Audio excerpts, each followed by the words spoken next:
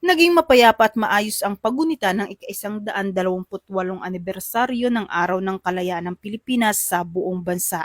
Ayon sa Philippine National Police, walang naitalang malalaking insidente sa mga opisyal na aktibidad, pagtitipon at mga pagdiriwang kaugnay ng mahalagang okasyon.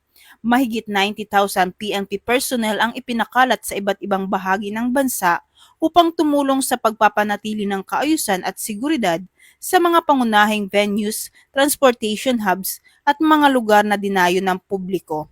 Ang pangunahing pagdiriwang ay ginanap sa Rizal Park sa pamumuno ni Pangulong Ferdinand R. Marcos Jr. kasama si PNP Chief Police General Jose Melencio C. Nartatis Jr., mga pinuno ng iba't ibang ahensya ng pamahalaan, diplomatic delegates at iba pang panauhing pandangal.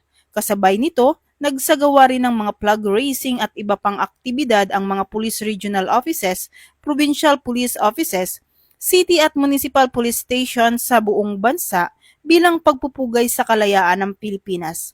Ayon sa PNP Command Center, kabuang 24 na peaceful public assemblies ang namonitor sa iba't ibang rehiyon ng bansa, kabilang ang Metro Manila na dinaluhan ng tinatayang 1,839 katao. Lahat ng mga aktibidad ay natapos ng mapayapa, kung saan ang huling na monitor na pagtitipon ay nagtapos dakong alas 9 ng gabi.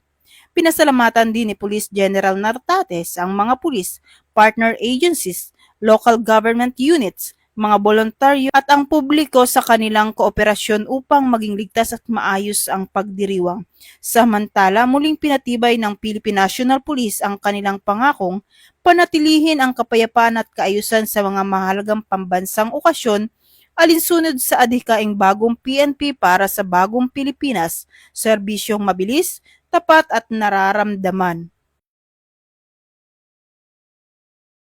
Mula dito sa Campo Crame, ako ang inyong PNN correspondent, Patroluman Dara Palogni, alagad ng batas, tagataguyod ng balitang pulis. Bagong PNP para sa bagong Pilipinas, serbisyong mabilis, tapat at nararamdaman.